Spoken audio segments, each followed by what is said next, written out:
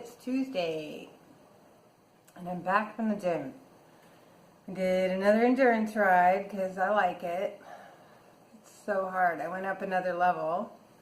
So now I'm at, I think I did level 13, which is only at level 13 for like a few minutes at the very end. But it was tough. I really wanted to throw in the towel at like minute 32. It was tough. But got it done, feel really good. I did a new exercise today. It was the high pull. So you sit straddling a bench with rollers holding your knees down, and you pull from really high up above, like you can't reach them sitting down. You gotta sit, grab them, and then sit down. So you're holding the weight in any position, doesn't matter when, and pull it down. And that works upper back and the backs of your shoulders and the backs of your arms and your triceps, or whatever the thing is in the back of your arm, very back of your elbow. And that was kind of tough. And then I did the low pull, which I haven't done in probably a week. So I did 4 sets of 10 reps on both of those. And then I did do some kettlebells. It wasn't a heavy kettlebell day. I did 2 sets, well, I guess it was the same. I did 2 sets of 20. And then I did a different exercise with the kettlebells where you hold it in one hand and you go to the side. And it works, I think it's your obliques that run the side of your body. I don't know things. Anyway, it also works a little bit in the back on the side, and that's an area that I want to work on. So side tips, or whatever I'll call those, side dips. And I felt pretty good. It was a big workout though. And then I stretched, which is always good. I don't know how I missed it the other day. Stretching, it's such a big deal to me. I love that part. Slept pretty good, feel pretty good. That's about it. Not a lot to say this morning. So, green juice, small plates. Gotta get going. See you later.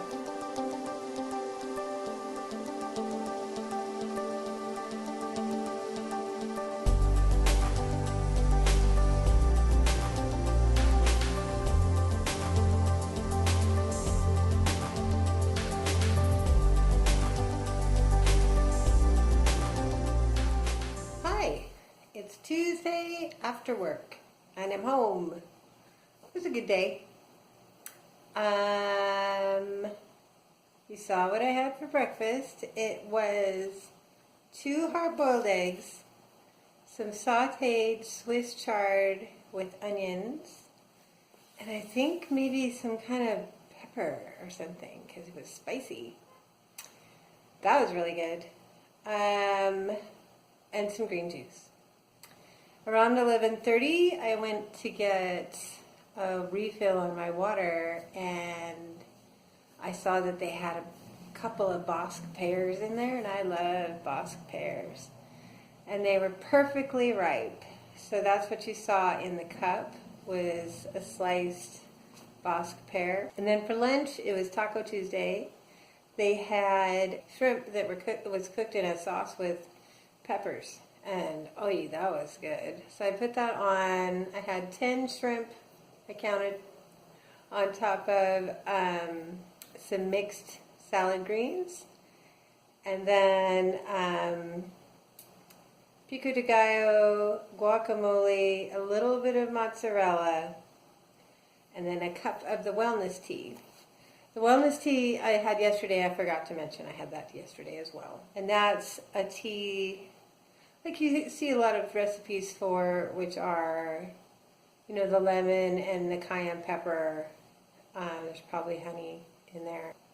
I've been drinking it because for the last 2 days I've had the sniffles. So I think it's allergies, not a cold, but just in case. that has a pretty good dose of antioxidants in it, so I'm told, which is why they call it wellness tea. It definitely has some cayenne pepper in it. When you take that last drink, because it settles, you get a bit of a burn. So then I did have a snack. This is truth time right now. I did have a snack. I had a coconut cream pie Larabar, which isn't terrible. But then, when nobody was around, I also had 2 of the little itty bitty mini individually wrapped peanut butter Snickers. Wasn't supposed to have that. And I don't know why I felt inclined to hide what I was doing. But when nobody else was around on the team, they do have a drawer of chocolates, community candy, and I had 2 pieces. That was a self-sabotaging move. I'm not going to beat myself up about it. I'm just going to sort of sit with it and see if I can understand what drove me to have candy and a Larabar. The Larabar was me wanting candy and trying to think of a compromise. The mini candies are probably, well, they are, because I do log my missteps. They're fewer calories than the Larabar. They're like 60 calories a piece, whereas the Larabar is 210. So if I'd have dropped the Larabar and just gone for the candy, I'd still be okay calorie-wise, but I still shouldn't. I'm still really trying not to do sugar. Anyway, sugar's a toughie. I don't have a huge sweet tooth, but when I want it, I want it. And there's something about growing up in a house where sugar was just on lockdown that it still feels like a rebellion when I have it. And there are times where I just crave rebellion. And so I don't know what I'm rebelling against anymore, though. It's just me. Anyway, there's a whole lot to consider there.